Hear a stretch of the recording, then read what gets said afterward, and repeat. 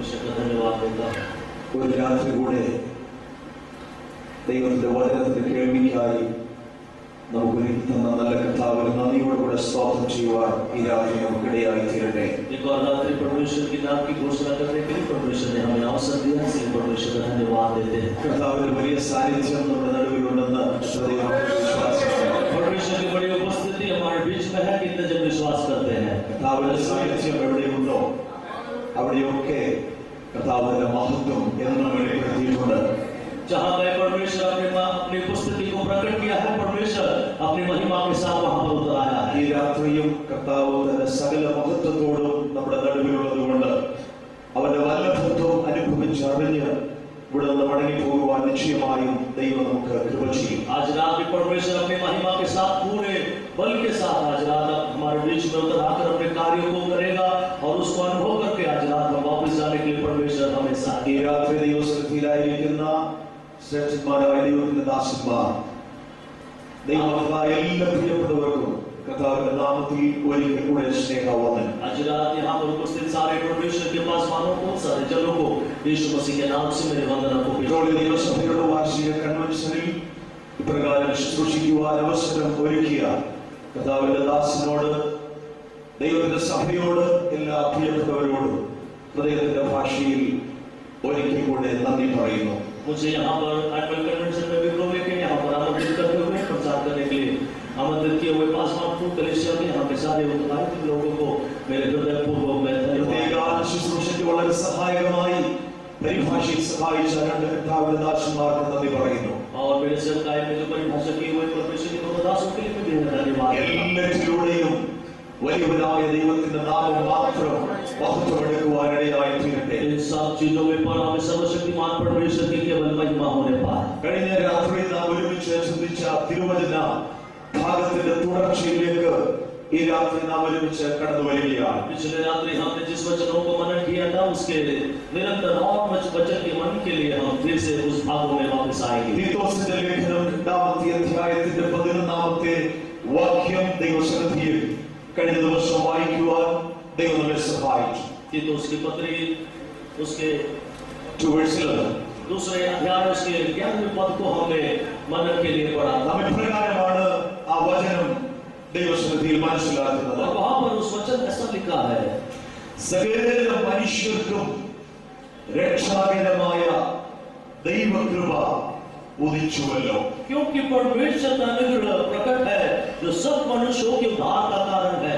സകല മനുഷ്യർക്കും രക്ഷാകരമായ ദൈവകൃപ, सब मनुष्यों को के उद्धार का कारण प्रकट हुआ। കഴിഞ്ഞ രാത്രി നാം ഒരുമിച്ച് ദൈവസന്നിധിയിൽ ചിന്തിച്ച ചിന്ത, पिछले रात हमने एक साथ मिलकर जिस चिंतन को हमने जिस विचार को हमने रखा, ഭൂപരപ്പിൽ പാർക്കുന്ന 650 കോടിയോളം ജനങ്ങൾ ഭൂമിശാസ്ത്രപരമായി, രാഷ്ട്രീയമായി, സാമൂഹ്യമായി, സാംസ്കാരികമായി, ഭാഷാപരമായി, മതപരമായി ഒക്കെ വ്യത്യസ്തതകളുള്ളവരാണ്. हमने पिछले रात हमने ये सोचा कि 600 करोड़ लोग जो इस संसार में रहते हैं, हो सकता है कि वो धार्मिक रीति से, सांस्कृतिक रीति से, भाषा की रीति से, विभिन्न तरीकों से, विभिन्न व्यत्यस्त अनुभवों के लोग हैं। എന്നാൽ ഈ സകല വ്യത്യസ്തതകളെയും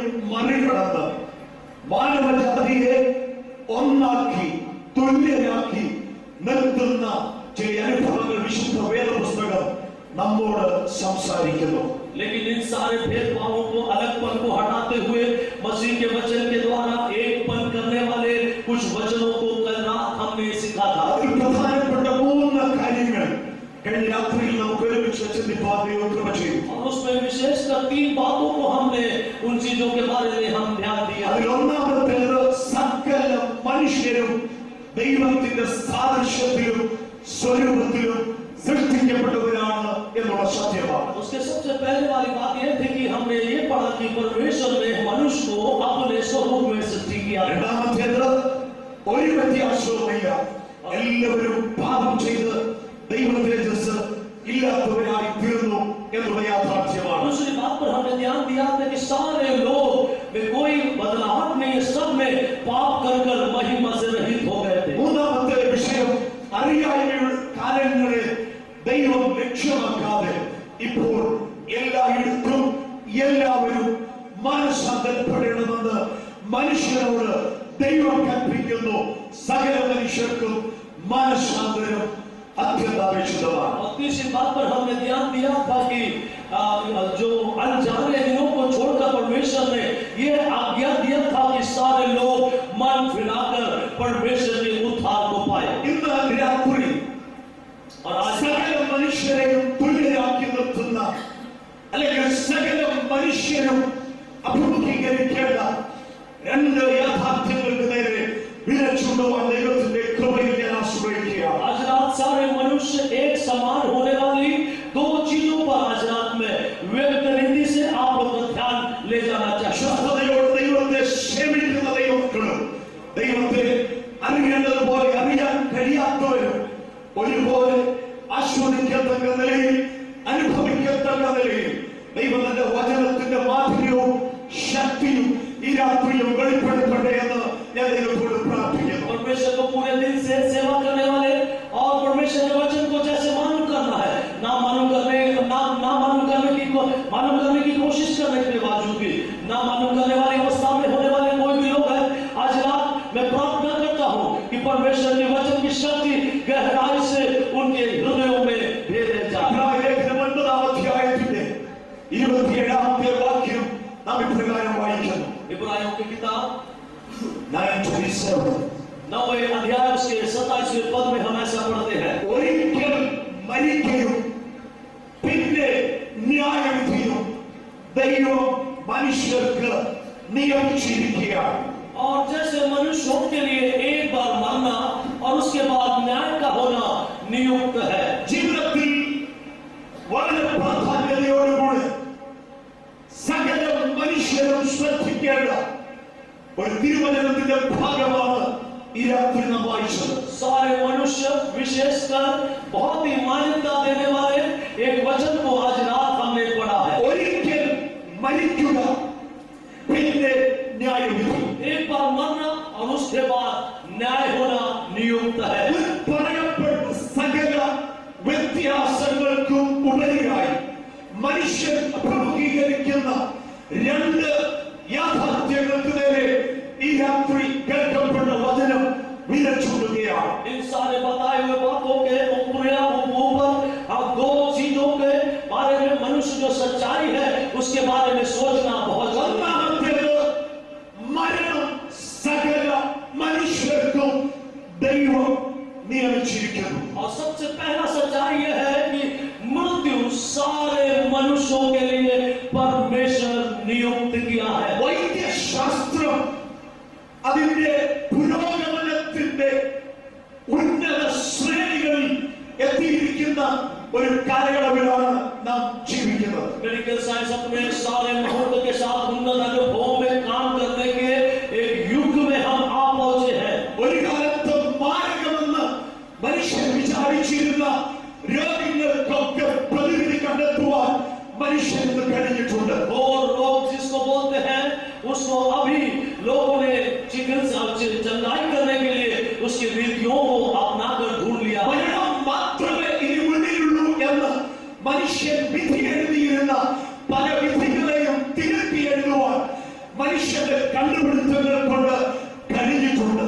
अनेक रेखाओं को हटाने के लिए मृत्यु केवल आप सामने है ये सोचकर जब इंतजार कर रहे थे, उन सारी रेखाओं को हटाकर आगे जीवन देने के लिए भी अभी ऐसी अवस्थाओं को मनुष्यों ने ढूंढ निकाला।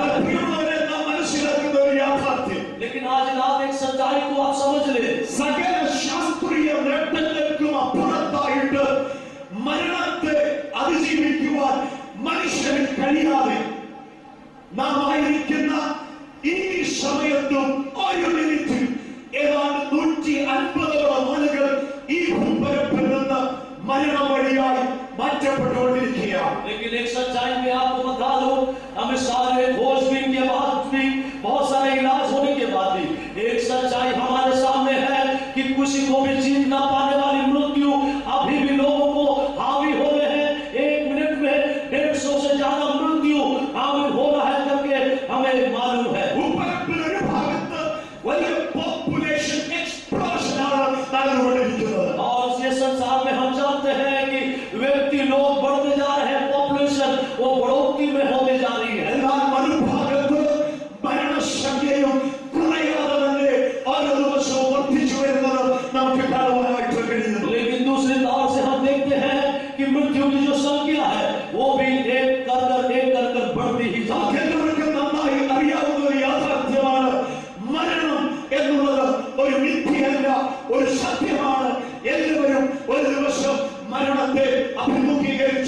മതിയാകും. हम सब जानते हैं कि मृत्यु एक माया नहीं है, एक सच्चाई है। आप और मैं एक दिन इस सच्चाई का सामना जरूर करना पड़ेगा। മനുഷ്യനെ സൃഷ്ടിച്ച് ഭൂമിയിലാക്കുമ്പോൾ തന്നെ അവരോട് പറഞ്ഞു, നീ അനുസരണക്കേട് കാണിച്ചാൽ ആ ദിവസം ആ നിമിഷം നീ മരണം അഭിമുഖീകരിക്കും. परमेश्वर ने जब मनुष्य को बनाकर कहा मैं भूमि पर आया, तब परमेश्वर ने बताया जिस क्षण तुम मेरे बातों को नहीं मानोगे उस क्षण तुझे मृत्यु आएगी। അനുസരണക്കേട് കാണിച്ച അതേ നിമിഷത്തിൽ ഒരു പക്ഷേ അച്ഛനിക മരണം മനുഷ്യൻ കണ്ടില്ല. എന്നാൽ പിന്നെ പേരിൽ ദൈവം അവരോട് പറഞ്ഞു, നിന്നെ പൊടിയിൽ നിന്ന് എടുത്തിരിക്കുന്നു, നീ പൊടിയിലേക്ക് തിരികെ ചേരും. आज्ञा न मानने के कारण शारीरिक रूप से उस समय मृत्यु नहीं हुई, लेकिन परमेश्वर ने एक वचन बोला, तुझे मिट्टी से लिया गया है, इसलिए तुझे मिट्टी में वापस दिया जाए। മനുഷ്യൻ ആരായാലും അവന്റെ സ്ഥാനങ്ങൾ, മാനങ്ങൾ, നേട്ടങ്ങൾ എത്ര തന്നെ വലിയതായാലും വേദപുസ്തകം പറയുന്നു, മനുഷ്യന് ദൈവം മരണം നിയമിച്ചിരിക്കുന്നു, അത് നടന്നേ മതിയാകും. इस संसार में आपकी उन्नति कितना भी हो, कितना भी प्रशंसा हो, कितनी भी पदवियां हो, लेकिन परमेश्वर ने एक नियुक्ति रखा है, वो मृत्यु आपको जरूर पकड़ेगा। आज में तो कल उसमें आप जरूर आएंगे। മനുഷ്യന്റെ ചരിത്രം നാം പരിശോധിച്ചാൽ मनुष्यों की जब हम अवस्थाओं को जब हम ദൈവത്തിന്റെ വെളിച്ചത്തിൽ ആദ്യനാളുകളിൽ ജീവിച്ചിരുന്ന മനുഷ്യരൊക്കെ നൂറ്റാണ്ടുകൾ അധികം ഈ ഭൂമിയിൽ പാർത്തവരാണ്. धर्मशास्त्र के अनुसार जब हम व्यक्तियों के बारे में खोज करेंगे तो हमें मालूम है कि 9 पीढ़ियों तक बहुत सारे बाप दादे जीवित रहे। 969 വർഷം ജീവിച്ച മെഥുശലേഹിനെ കുറിച്ച് വേദപുസ്തകം പറയുന്നു. मेथुसेलह जो 969 years जिया था, उसके बारे में पवित्र कलाम हमें सिखाता है। മാനവ ചരിത്രം മുന്നോട്ട് കടന്നു വരുമ്പോൾ लेकिन मनुष्य जाति के जो परंपरा है, पीढ़ी जब आगे बढ़ती है, നോഹയുടെ കാലഘട്ടം വന്നു. മനുഷ്യൻ ഭൂമിയിൽ പെരുകി, അതോടൊപ്പം പാപവും പെരുകിയപ്പോൾ और नोह के जब समय में आते हैं, लोग संख्या बढ़ी, लेकिन उस बढ़ने के साथ भी पाप वहां पर बढ़ने लगा। പറയുകയാണ് മനുഷ്യന്റെ ആയുസ് 120 സംവത്സരമാകും. और वहां पर पवित्र कलाम सिखाता है कि मनुष्य की जो आयु है वो कम होकर 120 टहल गई। എന്നാൽ ചില നൂറ്റാണ്ടുകൾ കൂടെ കടന്നുപോയപ്പോൾ कुछ और पीढ़ी बीतने के बाद ദൈവത്തിന്റെ ദാസനായ മോശ തന്റെ സഹോദരന്റെ മരണസമയത്ത് എഴുതിയ സങ്കീർത്തനത്തോടുള്ള ബന്ധത്തിൽ നമുക്ക് കാണുവാനായിട്ട് കഴിയുന്നു. മനുഷ്യന്റെ ആയുസ് 70 സംവത്സരം, ഏറെയായ 80 സംവത്സരം. അതിന്റെ പ്രതാപം, പ്രയാസവും ദുഃഖവും അത്രേ. और जब हम आगे देखते हैं, जब मूसा के काम परमेश्वर के दास मूसा जब अपने भाई के मृत्यु के समय में जब भजन संगीता लिखता है, वो ऐसा लिखता है, अधिक से अधिक मनुष्य की आयु 80 नहीं तो ज्यादा, और क्लेश के बाद 90, उससे ज्यादा मनुष्य की आयु।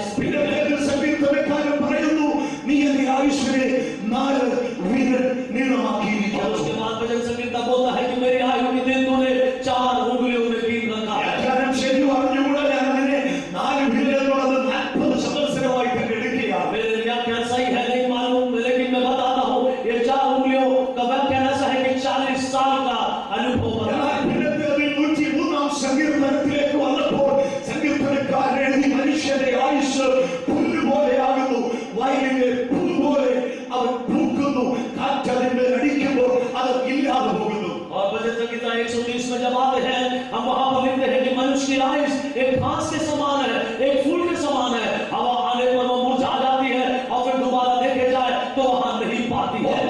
2 ദിവസം അല്ലെങ്കിൽ ഒരാഴ്ച നിൽക്കുന്ന പുല്ലിന് ഭൂമിന് തുല്യമാക്കി മനുഷ്യന്റെ ആയുഷിനെ നമുക്ക് കാണുവാൻ കഴിയുന്നു. और मनुष्यों की तुलना 1 या 2 या 1 हफ्ता स्थिर रहने वाले घास की तरह या फूल की तरह उसको तुल्य नाम दी गई। എന്നാൽ യാക്കോബ് അപ്പോസ്തലൻ ലേഖനം എഴുതുമ്പോൾ ഇപ്രകാരമാണ് എഴുതുന്നത്, വായിക്കുന്നത്. लेकिन याकूब की पत्री में जब हम उन लोगों के लेख को लिखता है, हम उस वहां पर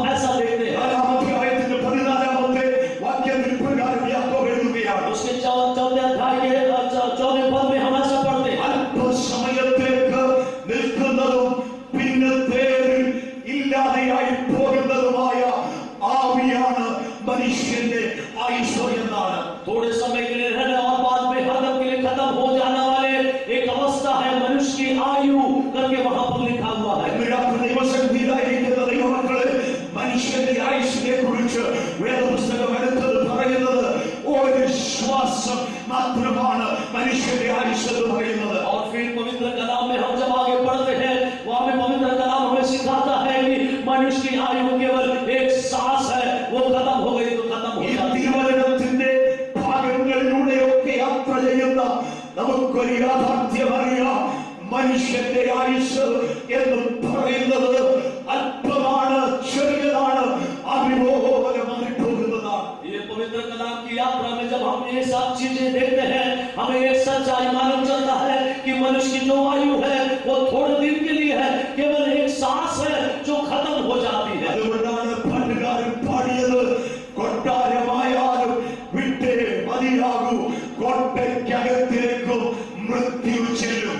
इसलिए हमें गीत गाना ऐसा कहता है कि आप कोठरी में भी रहते हैं तो उसको छोड़ना पड़ेगा और एक टोकरी में रहकर आपको जाना पड़ेगा. ഒരുപക്ഷേ മനുഷ്യന് അവരുടെ സാമ്പത്തിക ശേഷി കൊണ്ട് കോട്ടകൾ കെട്ടി അതിനകത്ത് പാർക്കുവാൻ കഴിഞ്ഞിരിക്കും. हो सकता है मनुष्य अपने पैसे की ताकत से कंट्रोल बहुत बड़े बड़े बिल्डिंग उसको बनाकर वहां पर रह सकता है. 40 വർഷങ്ങളിലധികം ലിബിയ രാജ്യത്തെ അടക്കി ഭരിച്ച ഗദ്ദാഫി പാർത്തിരുന്നത് അമേരിക്കൻ ബോംബർ വിമാനങ്ങൾ ബോംബിട്ടാലും തകർക്കപ്പെടാത്ത കൊട്ടാരത്തിനകത്തായിരുന്നു. लिबिया के गद्दाफी जो 40 साल जो वहां पर राज करने के बाद जो जगह में रहे हैं, वो ऐसा है कि जो अमेरिका के जो मिसाइल्स भी यदि बॉम्ब में डाला जाए उसको तोड़ नहीं सकता, नाश नहीं कर सकता. ऐसे कोठरी में എന്നാൽ നിങ്ങൾ പലരും ടെലിവിഷനിലൂടെ കണ്ടു കാണും, ആ കോട്ടയ്ക്കകത്ത് പാർത്തിരുന്ന ഗദ്ദാഫിയെ തേടിയും ഒരു ദിവസം മരണമെത്തുവാനായിട്ടിടയായി തീർന്നു. लेकिन आपने विभिन्न माध्यम से देखा होगा कि उस कोठरी में रहने वाले गद्दाफी को हमें पीछे होकर मृत्यु वहां तक पहुंची. പാർത്തിരുന്ന ഈ പട്ടണത്തിൽ കുറ്റവാളിയായ അജ്മൽ കസബിനെ പാർപ്പിച്ചിരുന്നത് തീവ്രവാദികളുടെ ആക്രമണമുണ്ടായാൽ, ബോംബാക്രമണമുണ്ടായാൽ പോലും കേടുവരാത്ത ശക്തമായ സംരക്ഷണത്തിലാണ്. आतंकवादी का साथ को ऐसी जगह में रखा गया था, यदि आतंकवादी का एक और चुनौती हो जाए या कोई भी और मुश्किलातें आ जाए या बॉम्ब डाल दिया जाए, कुछ भी उसको नाश नहीं कर सकता. ऐसी एक सुरक्षित जगह में उसको लाकर रखा गया था. ഒരു കാര്യമറിയാം, അവനെ തേടിയും മരണത്തിന്റെ കരാളവസ്ഥകൾ ഒരു ദിവസം എത്തുവാനിടയായി തീർന്നു. लेकिन हमको सच्चाई मालूम है कि मृत्यु के दाएं हाथ भी उसको वहां पर ലോകത്തെ കീഴിൽ മരിച്ചിട്ടുള്ള, കീഴുകിട വിറപ്പിച്ചിട്ടുള്ള ശക്തന്മാരൊക്കെ ഒരു ദിവസം മരണത്തിന്റെ മുമ്പിൽ കീഴടങ്ങുന്നതിന് ചരിത്രം ഇന്ന് രാത്രിയിലും സാക്ഷ്യം പറയുന്നു. इस संसार को और सारे चीजों को डराकर अपने वंश में करने वाले बड़े बड़े महान लोग भी इस मृत्यु के अंदर आ चुके हैं. ये इतिहास हमें सिखाता है. ഭൂപടത്തിൽ നിങ്ങൾ നോക്കിയാൽ വെറും ഒരു പൊട്ടുപോലെ മാത്രം കാണുവാൻ കഴിയുന്ന ഗ്രീസ് രാജ്യത്തിന്റെ അധിപനായിരുന്ന അലക്സാണ്ടർ ചക്രവർത്തി പൊട്ടുപോലുള്ള അവന്റെ രാജ്യത്തെ ഭൂമി മുഴുവൻ നിറഞ്ഞു നിൽക്കുന്ന ഒരു സാമ്രാജ്യമായിട്ട് വളർത്തിയെടുത്തു. पृथ्वी में केवल टीके के जैसे दिखने वाले ग्रीस के वहां के महान व्यक्ति अलेक्जेंडर अपनी बल और ताकत से, समझदारी से इस पृथ्वी के सारे राज्यों को, अनेक राज्यों को अपने हाथ में कब्जा ഭൂമിയുടെ രണ്ട് ഭാഗത്തോട് താൻ കീഴടക്കിയതിനു ശേഷം ഒരു ദിവസം താൻ ഇന്ത്യൻ മഹാസമുദ്രത്തെ നോക്കി ഇങ്ങനെ പറഞ്ഞു എന്നാണ് ചരിത്രത്തിൽ വായിക്കുന്നത്. पृथ्वी के 3-4 अंश अपने हाथों में करते हुए और महासमुद्र, इंडियन महासमुद्र को देखकर ऐसे बोला करके चरित्र बताता है. മഹാസമുദ്രമേ, നീ കനിയായിരുന്നെങ്കിൽ നിന്നെയും ഞാൻ കീഴടക്കുമായിരുന്നു. और महासमुद्र को देखकर बोलता है, यदि तू अगर കരയായിരുന്നെങ്കിൽ, अगर किनारा होता तो तुझे भी मैं अपने वंश में कर लेता. കരയായിരുന്നെങ്കിൽ നിന്നെയും ഞാൻ കീഴടക്കുമായിരുന്നു എന്ന് വെല്ലുവിളിയോടെ വീമ്പ് പറഞ്ഞ അലക്സാണ്ടർ ചക്രവർത്തിയുടെ 33-ാമത്തെ വയസ്സിൽ അവനെ കീഴടക്കിയത് ഒരു കൊച്ചു കൊതുകിന്റെ കുത്തലാണെന്ന് പറയുമ്പോൾ ഇന്ന് രാത്രി നാം ചിന്തിക്കുവാനിടയായിത്തീരണം. महासमुद्र को देखकर अगर तू किनारा होता तो तुझे भी मैं कब्जा कर लेता. ये बोलने वाला अलेक्जेंडर की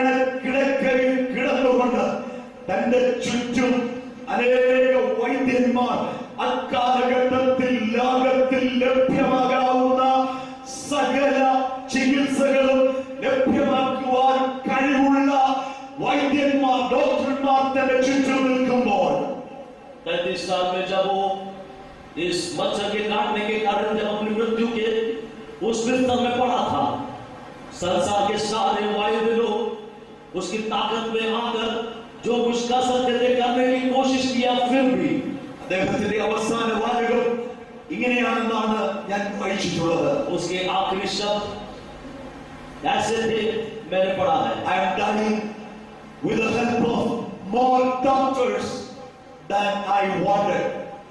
ऐसा लिखा है कि मैं मर रहा हूं क्योंकि जितना वो डॉक्टर वैद्य लोग मुझे चाहिए थे उससे ज्यादा मुझे मिलकर मैं मर रहा हूं. एक बात, एक क्षण आप सुनिए, सोचिए. കാലഘട്ടത്തിൽ ലഭ്യമായ ശക്തന്മാരായ വൈദ്യന്മാർ, ഡോക്ടർമാർ ചുറ്റും നിൽക്കുകയാണ്.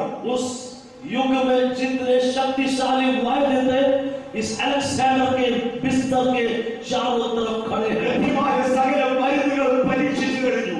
मिला हुआ सारे दवाइयां इसके ऊपर परीक्षण के रूप से डाल दिया गया है. പക്ഷേ ഞാൻ പറയുകയാണ്, എനിക്ക് ആവശ്യമുള്ളതിനേക്കാൾ അധികം ഡോക്ടർമാരുടെ സഹായത്തോടെ ഞാനിതാ മരിക്കുകയാണ്. उसने आखिरी में से बोला, मुझे जितना लभ्य हो सकता था उससे ज्यादा वैद्य लोग मुझे हैं, उनकी सहायता से मैं मर रहा हूँ. ഈ രാത്രി മനസ്സിലായോ സഹോദരങ്ങളെ? आपको समझ में आया क्या बोल रहे हैं? ശക്തന്മാരായ ഡോക്ടർമാർ ലഭ്യമാക്കിയത് കൊണ്ട് ഒരു മനുഷ്യനെ മരണത്തിൽ നിന്ന് വിടുവിച്ചെടുക്കുവാൻ ഒരിക്കലും സാധ്യമല്ല. താൽക്കാലികമായ ശമനം ഒരുപക്ഷെ വന്നു വന്നാൽ संसार के सारे युग के जितने भी वैद्य हैं वो सब आपको मिल जाए, जितने भी दवाइयां हैं वो सब आपको मिल जाए, ये सब आपको मृत्यु से नहीं बचा सकता. हो सकता है तात्कालिक रीति से आपको थोड़ा सा आश्वासन मिल जाए. വരുന്നതിന്റെ അർത്ഥമെന്ന് ചോദിച്ചാൽ, മരണം ദൈവം മനുഷ്യന് നിയമിച്ചതാകിയാൽ മനുഷ്യൻ മരണത്തിന് കീഴടങ്ങിയേ മതിയാകൂ. मेरे बोलने का मतलब इतना है कि परमेश्वर ने मनुष्य को मृत्यु के लिए नियुक्त किया होने के कारण मनुष्य को मृत्यु के सामने दंडवत करना ही पड़ेगा. തിരക്കുള്ള ഒരു പട്ടണത്തിലാണ് നമ്മൾ പാർക്കുന്നത്. बहुत ही തിരക്കുള്ള പട്ടണത്തിലാണ് നാം പാർക്കുന്നത്.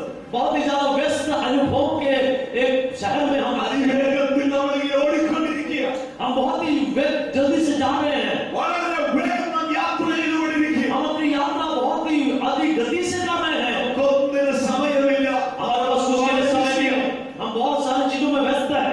ഇന്ന് രാത്രി നമ്മൾ മനസ്സിലാക്കേണ്ട ഒരു കാര്യം, लेकिन आज रात हम समझने की कोशिश करें, മരണത്തിന്റെ കരാള ഹസ്തങ്ങൾ നമ്മുടെ അരികിൽ വരുമ്പോൾ यदि मृत्यु के जो काले हाथ है वो हमारे पास आएंगे तो ഞാൻ തിരക്കിലാണ് നാദവരാൻ പറയാൻ പറ്റുന്ന ഒറ്റ ഒരാൾ പോലും ഇന്ന് രാത്രി ഇവിടെ ഇരിക്കുന്നില്ല. मैं बहुत व्यस्त हूँ, कल आ जाना ऐसा बोलने वाला कोई भी यहाँ पर नहीं बैठा है. പലതിനെയും നാളത്തേക്ക് നമുക്ക് മാറ്റിവെക്കാം. कई चीजों को हम कल के लिए रख सकते हैं. പത്രക്കാരനോ പാലുകാരനോ കാശിന് വരുമ്പോൾ ഇന്നില്ല നാളെ വരുവാൻ നമുക്ക് പറഞ്ഞുവിടാം. अखबार वाले को, दूध लेने वालों को अभी आज पैसा नहीं है कल आ जा ये बोलकर हम बेच सकते हैं. രാത്രിയിലെ കേൾക്കുന്നവരെ നമുക്കറിയാവുന്ന ഒരു കാര്യം, മരണം നമ്മുടെ മുമ്പിൽ കടന്നു വരുമ്പോൾ നമുക്ക് നാളെയാകട്ടെ എന്ന് പറയുവാൻ കഴിയുകയില്ല.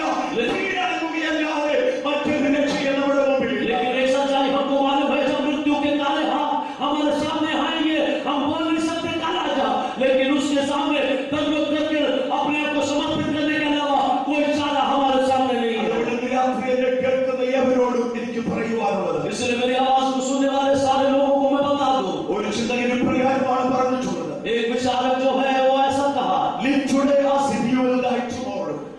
ऐसे जीना जैसे कि तुम कल मरने वाले हो. നാളെ നീ മരിക്കും എന്നുള്ള ബോധ്യത്തോടുകൂടെ ഇന്ന് ജീവിക്കുക. कल तुम मरोगे ये निश्चय के साथ आज तुम अपनी जिंदगी को बिताओ. എന്ന് പറഞ്ഞാൽ ഭയത്തോടെ ജീവിക്കുവാനല്ല, इसका ये मतलब नहीं कि भयभीत होकर जीना. നാളെ മരണത്തെ അഭിമുഖീകരിക്കുവാൻ സാധ്യതയുണ്ടെന്നുള്ള ഉത്തമ ബോധ്യത്തോടുകൂടെ ഇന്ന് ചെയ്യേണ്ട കാര്യങ്ങൾ ഇന്ന് ചെയ്തു നിർത്ത് ജീവിക്കുവാനാണ് അച്യുതൻ നമ്മോട് പറയുന്നത്. कल अगर मुझे मृत्यु भी आ जाए तो उससे डर कर नहीं, लेकिन जो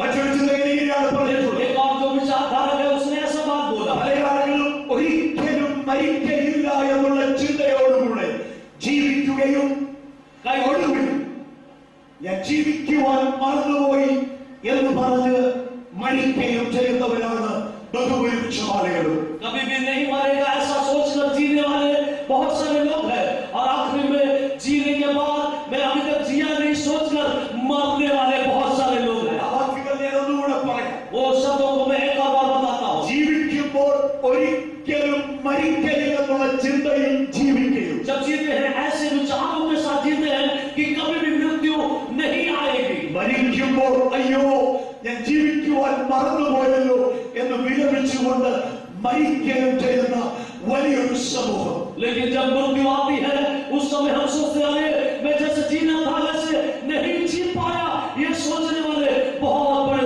संख्या के लोग. എന്നാൽ ഇന്ന് രാത്രി എന്നെ കേൾക്കുന്ന ആരും അങ്ങനെയുള്ളവരുടെ കൂട്ടത്തിലാകരുത്. लेकिन आज रात मेरे वचन को सुनने वाले कोई भी ऐसे झुंड में नहीं रहना. മരണം ഒരു യാഥാർത്ഥ്യമാണെന്നും ഒരു ദിവസം ഞാൻ അഭിമുഖീകരിക്കും, ആ നിമിഷം നിശ്ചയമാണ്, എപ്പോഴെന്ന് ഞാൻ അറിയുന്നില്ല എന്ന് മാത്രമേ ഉള്ളൂ എന്നുള്ള ചിന്തയിൽ വേണം നാം ജീവിക്കുവാനായിട്ട്. हमें जीना है तो ऐसे जीना है कि मृत्यु आएगा निश्चित है, लेकिन मैं अपनी जिंदगी को उस महामृत्यु के सामने जब मेरे सामने आएंगे उसको मैं जीने के लिए और जीकर आखिर में जब मृत्यु आएगा उसको मैं अपना कर आगे बढ़ूंगा. നമുക്കൊരു ജീവിതം മാത്രമേ ഈ ഭൂമിയിലുള്ളൂ. मेरे प्रिय आशीषों, परमेश्वर ने हमें एक ही जिंदगी हमारे सामने दी है. രണ്ടാമതൊരു അവസരം നമുക്ക് ഈ ഭൂമിയിലില്ല. दूसरा एक अवसर परमेश्वर हमारे लिए नहीं दिया है. അതുകൊണ്ട് നമ്മെ ഈ ഭൂമിയിൽ ദൈവം ആക്കി വെച്ചതിന്റെ ഉദ്ദേശം നാം തിരിച്ചറിയുവാനിടയായി തീരണം. इसलिए इस पृथ्वी में संसार में परमेश्वर हमें रखा है, इसके बारे में परमेश्वर का उद्देश्य है, उस उद्देश्य को हम अपने आप में पहचान लें. അതിലെല്ലാം ഉപരിയായി തിരിച്ചറിയേണ്ട ഒരു യാഥാർത്ഥ്യം, और उससे ऊपर हम अपनी जिंदगी के उद्देश्य को पहचानना एक सच्चाई है. മരണം സകലത്തിന്റെയും അവസാനമല്ല. मृत्यु सब चीजों का अंत नहीं है. ഒരുപക്ഷെ ചില ആളുകൾ പറഞ്ഞെന്നിരിക്കും, വിശ്വസിച്ചെന്നിരിക്കും മരണം എല്ലാറ്റിന്റെയും അവസാനമാണെന്ന്. हो सकता है कई लोग सोचते होंगे और विचार करते होंगे और बताते होंगे कि सबका अंत मृत्यु है. എന്നാൽ മരണം എല്ലാറ്റിന്റെയും അവസാനമല്ല. लेकिन मैं आपको बता दूं सब चीजों का अंत मृत्यु नहीं है. ഒരു ചിന്തകൻ പ്രകാരം പറഞ്ഞു, एक विचारधारक ने ऐसा बातें बताया, മരണത്തിന് ശേഷം ഒരു ജീവിതമില്ലെന്ന് വിശ്വസിച്ച് ജീവിച്ചതിന് ശേഷം मृत्यु के बाद एक और जीवन नहीं है ऐसा विचार कर ऐसे समझकर ऐसा विश्वास कर जीने के बाद മരണം കഴിഞ്ഞ് ഒരു ജീവിതമുണ്ട് എന്ന് തിരിച്ചറിയുന്നതിനേക്കാൾ मृत्यु के बाद ऐसा महसूस होना कि एक और इसके मरने के बाद एक और जिंदगी है, ये एहसास करने से ഞാൻ ഇഷ്ടപ്പെടുന്നത് മരണത്തിന് ശേഷം ഒരു ജീവിതം ഉണ്ട് എന്ന് വിശ്വസിച്ച് ജീവിച്ചിട്ട് അഥവാ മരണത്തിന് ശേഷം ഇല്ല എന്ന് വന്നാലും അതുകൊണ്ട് ഒരു കുഴപ്പമില്ല എന്നാണ്. मुझे पसंद ये है कि मरने के बाद भी एक जिंदगी है, ये सोचकर जीऊंगा. यदि मरने के बाद भी कोई जिंदगी नहीं है, मुझे ऐसा जीना पसंद है. നിങ്ങൾക്ക് മനസ്സിലായോ? वो चिंता आपको समझ में आया? മരണത്തിന് ശേഷം ഒരു ജീവിതമില്ലെന്ന് ചിന്തിച്ച് ജീവിച്ച് മരണം കഴിയുമ്പോൾ ഒരു ജീവിതം ഉണ്ടെന്ന് തിരിച്ചറിയുന്നത് എത്രയോ ഭയങ്കരമായിരിക്കും, എത്രയോ ഭയാനകമായിരിക്കും. मरने के बाद एक जिंदगी नहीं है, ये सोचकर अपनी पूरी जिंदगी को जीने के बाद मरने के बाद एक जिंदगी है, वो जब समझ में आएगा ऐसी जिंदगी फिर से जीना कितना भयानक है. എന്നാൽ ഇന്ന് രാത്രി ഇവിടെ ഇരിക്കുന്ന നമുക്ക് ബഹുഭൂരിപക്ഷം ആളുകൾക്കും ഉത്തമമായ ഒരു ബോധ്യമുണ്ട്. ഇഹലോകത്തിലെ ജീവിതം നമുക്ക് താൽക്കാലികമാണ്, എന്നാൽ ഇതിനപ്പുറത്ത് ഒരു നിത്യ ജീവിതം ദൈവം നമുക്ക് ഒരുക്കി വെച്ചിട്ടുണ്ട്. यहाँ बैठे हुए तमाम लोगों को ये निश्चय है कि यहाँ की जो जिंदगी है तात्कालिक जिंदगी है. हमारे मृत्यु के बाद परमेश्वर हमारे लिए एक अनंत जीवन रखा है. ഒരിക്കൽ മരിക്കുക എന്നുള്ളത് മാറ്റമില്ലാത്ത നിത്യനിയമമായി സകല മനുഷ്യർക്കും ദൈവം നിയമിച്ചിരിക്കുന്നു. एक बार मरना है, ये परमेश्वर आदम के लिए एक सिद्धांत के रूप में हमारे लिए परमेश्वर नियुक्त किया है. എന്നാൽ നാം വായിച്ച എബ്രായലേഖനം 9-ാം അധ്യായത്തിന്റെ 27-ാമത്തെ വാക്യം നമ്മോട് പറയുന്നു. लेकिन हमने जो पढ़ा है इब्राहिम की किताब 11 अध्याय उसके 27वें पद में ऐसा लिखा है, ഒരിക്കൽ മരിക്കുകയും പിന്നെ ന്യായവിധിയും ദൈവം മനുഷ്യർക്ക് നിയമിച്ചിരിക്കുന്നു. एक बार मरना और उसके बाद परमेश्वर की न्याय नियुक्त किया गया है। പ്രിയമുള്ളവരെ, മരണത്തോടെ മനുഷ്യൻ അവസാനിക്കാതെ അടുത്ത ചുവട് അവൻ അഭിമുഖീകരിക്കുന്നത് ഒരു ന്യായവിധിയെയാണ്. मनुष्य मृत्यु से केवल खत्म नहीं होता है, लेकिन मृत्यु के बाद एक न्याय परमेश्वर नियुक्त किया है। മനുഷ്യൻ ദൈവത്തെ അനുഭവിക്കുന്നത് വിവിധ നിലകളിലാണ്. परमेश्वर मनुष्यों के सामने विभिन्न तरीके से आता है। സൃഷ്ടിതാവെന്നുള്ള നിലയിൽ മനുഷ്യൻ ദൈവത്തെ അറിയുന്നു, അനുഭവിക്കുന്നു. मनुष्य जब परमेश्वर के सामने आते हैं, परमेश्वर सृष्टि है ये जानकर परमेश्वर को अनुभव करते हैं। സ്ഥിരതയുള്ള ഒരു ദൈവത്തെ നമുക്ക് അനുഭവിച്ചറിയുവാനായിട്ട് കഴിയുന്നുണ്ട്. हम परमेश्वर के सामने जब आते हैं, परमेश्वर की महानता को पहचान कर हम परमेश्वर की स्तुति करते हैं। ഒരു ദൈവത്തെ കുറിച്ച് നമ്മൾ പലർക്കും നല്ല അറിവുണ്ട്. एक पिता के जैसे अच्छे रीति से चलाने वाले एक परमेश्वर को के बारे में हम सब अच्छे तरीके से जानते हैं। നിയന്ത്രിക്കുന്നവനും സകലത്തിന്റെ പേരും അധികാരമുള്ളവനായ ഒരു ദൈവത്തെ നമുക്ക് सारे चीजों को नियंत्रण करने वाला और सबों पर अधिकार जमाने वाला एक सर्वशक्तिमान परमेश्वर के बारे में हम सब लोगों को मालूम है। लेकिन मेरी आवाज़ों को सुनने वाले मेरे प्रिय अजीजों, ദൈവത്തിന്റെ മറ്റൊരു പ്രവൃത്തിയെ കുറിച്ച്, അനുഭവത്തെ കുറിച്ച് വിശുദ്ധ വേദപുസ്തകം നമ്മോട് സംസാരിക്കുന്നു. लेकिन एक और परमेश्वर के चरित्र और अनुभव के बारे में पवित्र कलाम हमें सिखाता അത് है। എന്താണെന്ന് ചോദിച്ചാൽ ദൈവം ന്യായാധിപതിയാണ്. परमेश्वर न्याय करने वाला परमेश्वर है। പിതാവായ ദൈവം, सृष्टिकर्ता परमेश्वर, രക്ഷിതാവായ ദൈവം, उद्धारकर्ता परमेश्वर, പരിപാലകനായ ദൈവം, हमारे कार्य चलाने वाले परमेश्वर, സഹായകനായ ദൈവം, हमें सहायता करने वाले परमेश्वर, സൗഖ്യമാക്കുന്നവനായ ദൈവം, चंगाई देने वाले परमेश्वर, അത്ഭുതകരമായ അനുഭവങ്ങളിലൂടെ നമ്മെ വഴി നടത്തുന്ന ദൈവം, तरीके से हमें चलाने वाला परमेश्वर, അവൻ ഒരു ദിവസം ന്യായാധിപനായി സിംഹാസനത്തിൽ ഇരിക്കുന്ന ഒരു ദിവസമുണ്ടെന്ന് വിശുദ്ധ വേദപുസ്തകം നമ്മളോട് പറയുന്നു. और वही परमेश्वर एक दिन अपने सिंहासन पर न्याय पालक होकर प्रकट होगा। ये पवित्र कलाम हमें सिखाता है। കേട്ടതിന് സിംഹാസനത്തിൽ ഇരിക്കുന്ന ദൈവത്തെ സകല മനുഷ്യരും ഒരു ദിവസം അഭിമുഖീകരിക്കേണ്ടതാണ്. पर अपने न्याय सिंहासन पर बैठकर सामने न्याय करने वाले परमेश्वर के सामने इस पृथ्वी के सारे लोग आप अमुख देखेंगे। ये पवित्र कलाम हमें बताता है। ന്യായാധിപനായ നമ്മുടെ ദൈവത്തെ കുറിച്ച് വേദപുസ്തകം ഒത്തിരി കാര്യങ്ങൾ പറയുന്നുണ്ട്. न्यायपालक परमेश्वर के बारे में पवित्र कलाम हमें बहुत कुछ सिखाता है। ഒന്നാമത് വചനം പറയുന്നത് അവൻ നീതിയുള്ള ന്യായാധിപതിയാണെന്നാണ്. सबसे पहले बात पवित्र कलाम हमें सिखाता है कि वो धार्मिक पर न्याय करने वाला परमेश्वर है। ദൈവം നീതിയുള്ള ന്യായാധിപതിയാണ്.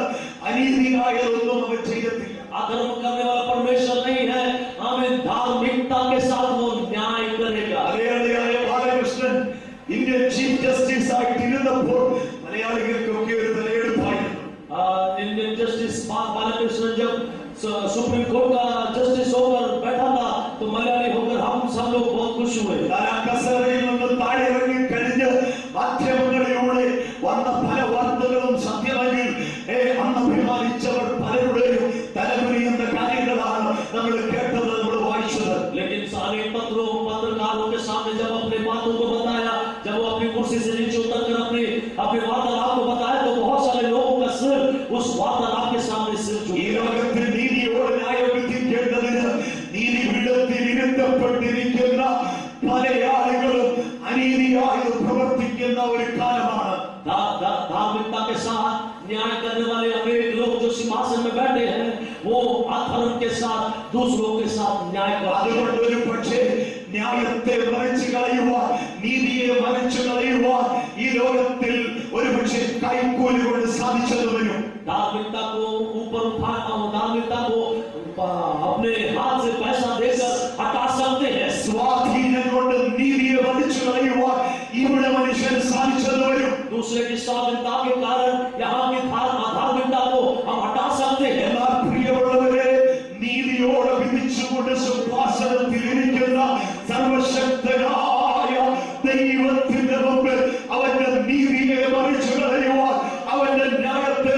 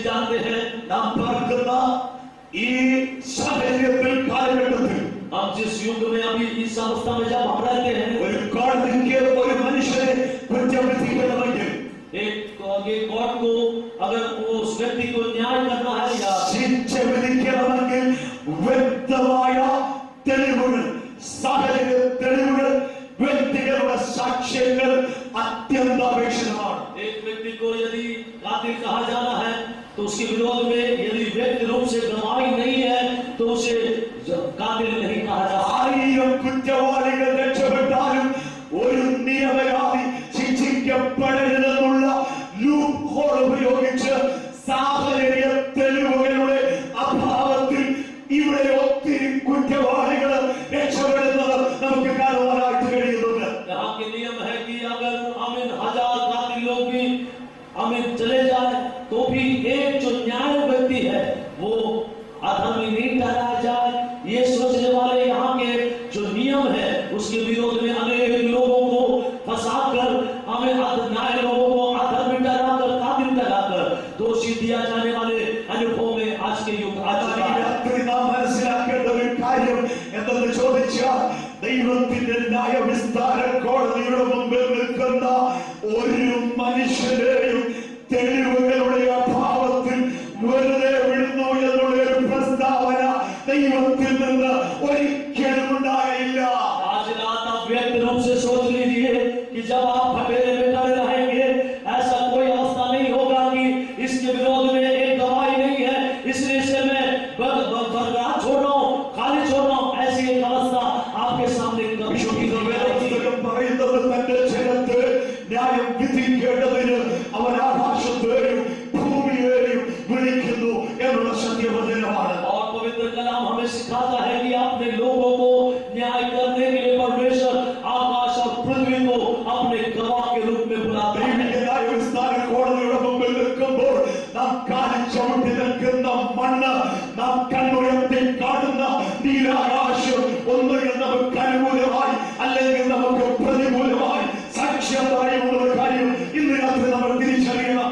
न्याय के कठोरे में जब हम खड़े रहेंगे ये आप सोच लेना कि ऊपर के जो आसमान है या तो आपके विरोध में नहीं तो आपके अनुकूल में ये गवाही देगा कि आप कैसे हैं।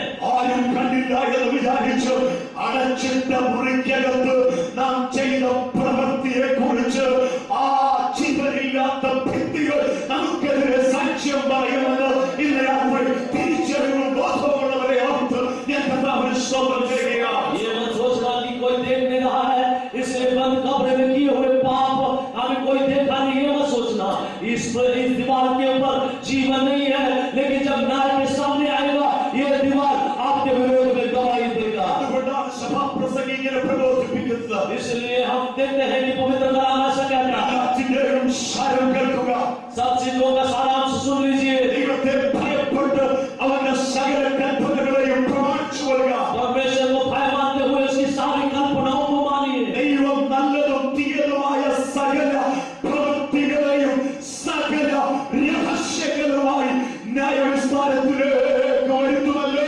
परमेश्वर अच्छे हो या बुरे काम हो सारे चीजों को परमेश्वर रहस्य कामों को भी परमेश्वर के न्याय स्थानों में लेके आएगा। സകല പ്രവൃത്തികളെയും സകല രഹസ്യങ്ങളുമായി ന്യായം വിധിക്കുവാൻ കഴിയുന്ന ഒരു ന്യായാധിപനേ ഉള്ളൂ. അത് ജീവനുള്ള സത്യദൈവമാണ് നാം ആരാധിക്കുന്നത്. നമ്മുടെ सारे कार्यों को और बातों को और सारे गुप्त बातों को परमेश्वर के सामने एक दिन लाने वाला केवल सर्वशक्तिमान परमेश्वर है। അതിലെല്ലാം വരുന്ന മനസ്സിലാക്കേണ്ട ഒരു കാര്യം, उससे ऊपर हमें चीजों को समझना जरूरी ഈ है। ലോകത്തിലെ ന്യായാധിപന്മാർക്കൊക്കെ വിധിക്കുവാൻ കഴിയുന്നത് ജീവനോടെ അവരുടെ മുമ്പിൽ നിൽക്കുന്ന ഒരു കുറ്റവാളിയെ മാത്രമാണ്. इस संसार के न्यायाधीशों को न्याय करने के लिए केवल जीवित रहने वाले इस संसार के व्यक्तियों को ही न्याय कर सकते हैं। ദൈവത്തെ കുറിച്ച് വചനം പറയുന്നത് लेकिन परमेश्वर के बारे में वचन ऐसा सिखाता है ജീവിച്ചിരിക്കുന്നവരെയും മരിച്ചവരെയും ഒരുപോലെ ന്യായം വിധിക്കുവാൻ കഴിയുന്ന ഒരു ന്യായാധിപനേ ഉള്ളൂ. അത് നാം സേവിക്കുന്ന നമ്മുടെ ദൈവമാണ്. जीवित और मृत्यु दोनों को न्याय करने वाला एक ही न्यायपालक है, वो हमारा यीशु मसीह केवल है। ഒരു മനുഷ്യൻ എത്ര വലിയ കുറ്റം ചെയ്തവനായാലും അവൻ മരണത്താൽ ലോകത്തിൽ നിന്ന് മാറ്റപ്പെട്ട് കഴിഞ്ഞാൽ ഈ ലോകത്തിലെ ഒരു ന്യായാധിപനും അവനോടൊന്നും ചെയ്യുവാൻ കഴിയുകയില്ല. एक कातिल कितना बड़ा भी हो, कितना बड़ा भी कातिल हो, यदि वो मरने के बाद इस संसार का जो न्यायाधीश है उसके ऊपर न्याय नहीं कर सकता। മരിച്ച് മൺമറഞ്ഞു പോയി കല്ലറയ്ക്കകത്തൊതുങ്ങിയ ഒരു മനുഷ്യനെ അവിടെ നിന്ന് പൊക്കിയെടുത്തുകൊണ്ട് ന്യായവിസ്താര കോടതിയുടെ മുമ്പിൽ നിർത്തുന്ന ഒരു ജീവനുള്ള ദൈവം ഉണ്ടെന്നുള്ള യാഥാർത്ഥ്യം ഇന്ന് രാത്രി തിരിച്ചറിയുന്നവരെ ഓർത്ത് ഞാൻ എന്റെ കർത്താവിനെ വാഴ്ത്തുകയാണ്. लेकिन आप ये मत भूलना, मट्टी के साथ मट्टी होकर मिल गया हुआ कोई भी व्यक्ति हो, परमेश्वर वहां से उसे उठाकर अपने न्याय सिंहासन के कठोर में खड़े कर परमेश्वर उसके किए हुए सारे बातों का न्याय करेगा। ऐसे सर्वशक्तिमान परमेश्वर के सामने हम बैठे हैं, ये लोग नहीं भूलना। പുസ്തകം 20-ാം അധ്യായത്തിന്റെ 11 വാക്യങ്ങളിൽ നാം വായിക്കുന്നു. प्रकाशित वाक्य उसके 20वें अध्याय के 17वें पद में ऐसा लिखा है, വലിയൊരു സിംഹാസനവും അതിലൊരുത്തരിയ്ക്കുന്നത് കണ്ടു. मैं बहुत बड़ा एक सफेद सिंहासन और उसके सामने അവന്റെ മുമ്പിൽ നിന്നു. बुजुर्ग सारे लोग उसके सामने खड़े हुए मैं देखता हूँ। പുസ്തകങ്ങൾ തുറന്നു. ജീവന്റെ പുസ്തകം എന്ന മറ്റൊരു പുസ്തകവും തുറന്നു. जीवन का पुस्तक और उसके अलावा एक पुस्तक वहां पर खुला गया। പുസ്തകങ്ങളിൽ എഴുതിയിരുന്നത് പോലെ ഓരോരുത്തരും അവനവന്റെ പ്രവൃത്തിക്ക് തക്ക ന്യായവിധി ഉണ്ടായി. और वहां पर जैसे जैसे लिखा है, जैसे जैसे काम किया गया है उसके हिसाब से वहां पर न्याय किया जाएगा। പുസ്തകം പറയുന്നു, ജീവന്റെ പുസ്തകത്തിൽ പേരെഴുതി കാണാത്ത ഏവരെയും തീപ്പൊയ്കയിൽ തള്ളിയിടും. और परमेश्वर का वचन कहता है कि जीवन की पुस्तक में जिसका नाम नहीं लिखा गया है उसको उस अंधकार की गोभी में फेंका जाएगा।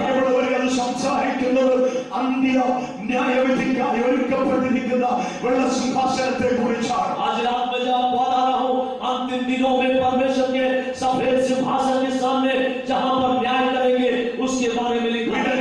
ദൈവമക്കൾക്ക് വെള്ള സിംഹാസനത്തിന്റെ മുമ്പിലുള്ള ന്യായവിധി ഇല്ല എന്നുള്ള യാഥാർത്ഥ്യം മനസ്സിലാക്കിക്കൊണ്ട് തന്നെയാണ് ഇന്ന് രാത്രി ഞാൻ സംസാരിക്കുന്നത്.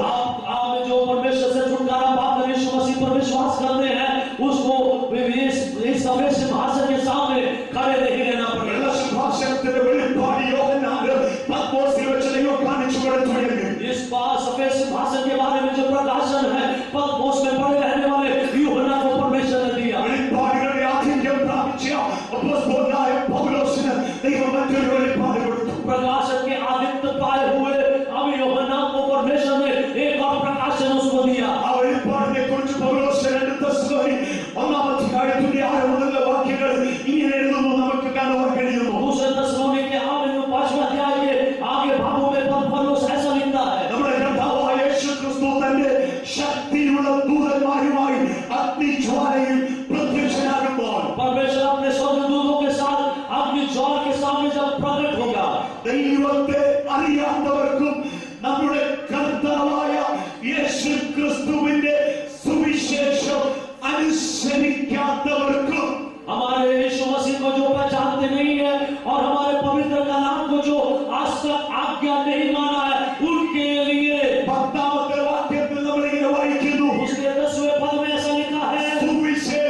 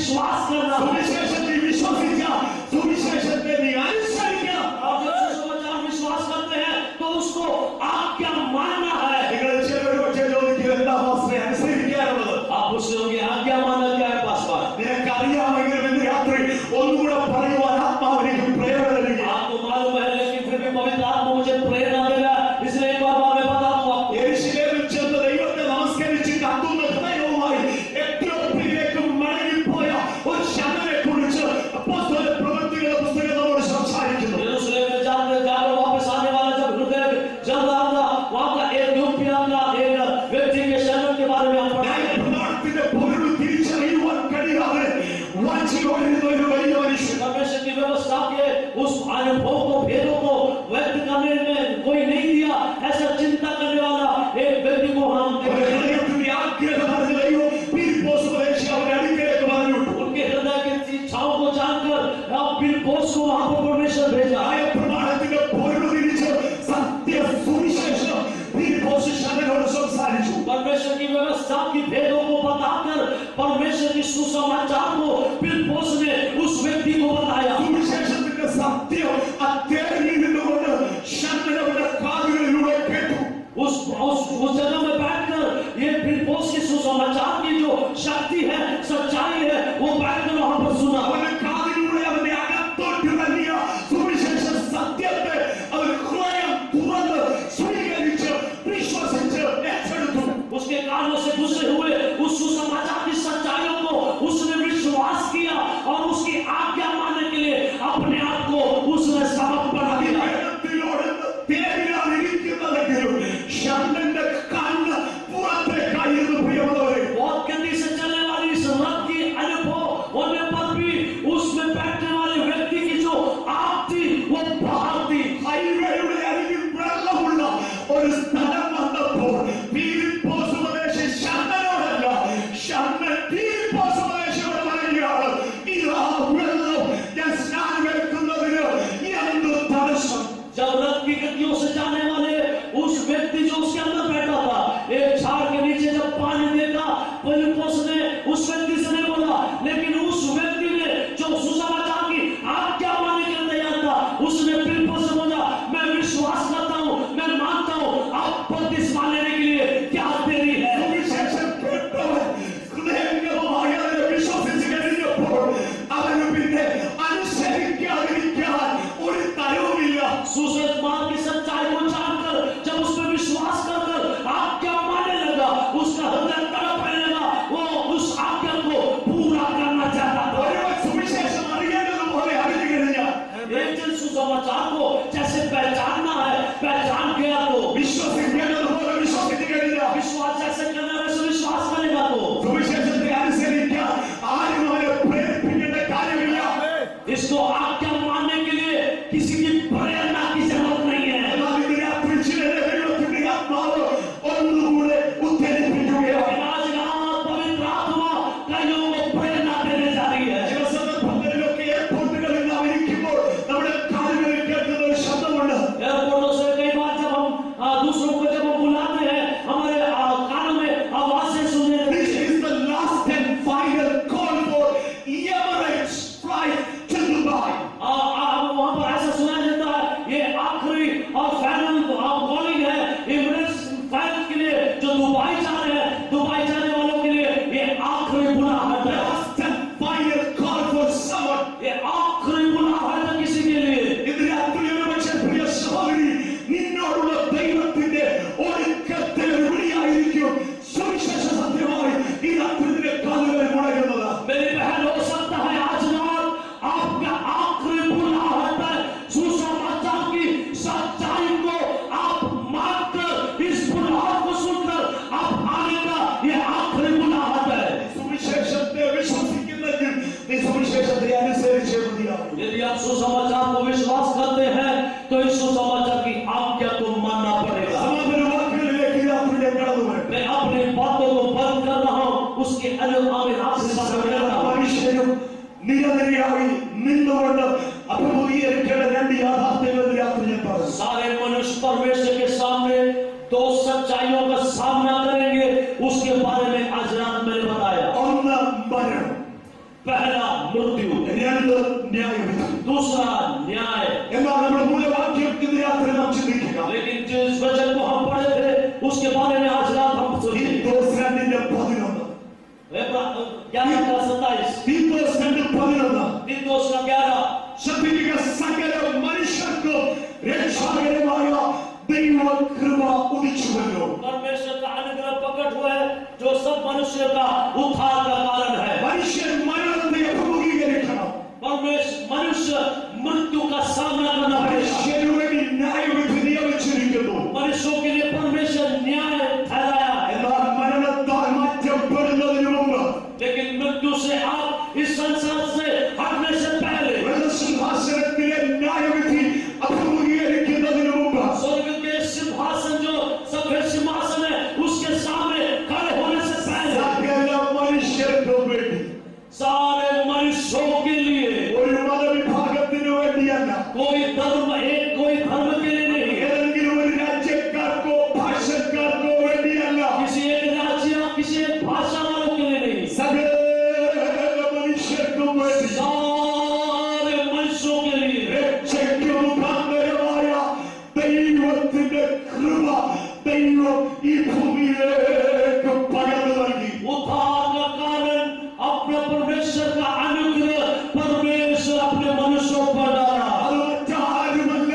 ദൈവത്തിന്റെ പുത്രനായ യേശു ക്രിസ്തു. वो और कोई नहीं, वो अनुग्रह हमारा यीशु मसीह, प्रभु यीशु मसीह है। പുസ്തകം പറയുകയാണ്, മറ്റൊരുത്തരിലും രക്ഷയില്ല, നാം രക്ഷിക്കപ്പെടുവാൻ ആകാശത്തിന്റെ കീഴിൽ മനുഷ്യരുടെ ഇടയിൽ നൽകപ്പെട്ട വേറൊരു നാമവുമില്ല. पवित्र कलामों में सिखाती है कि उद्धार पाने के लिए और कोई नाम नहीं है और कोई जगह नहीं है आकाश के ऊपर और पृथ्वी के नीचे, यीशु मसीह के अलावा उद्धार और किसी में नहीं है। ഈ സുവിശേഷത്തിന്റെ സത്യം പ്രസംഗിച്ച അപ്പോസ്തലന്മാരെ ഒരിക്കൽ പിടിച്ച് ഫിലിപ്പിയിലെ കാരാഗൃഹത്തിൽ പീഡിപ്പിച്ചടച്ചു.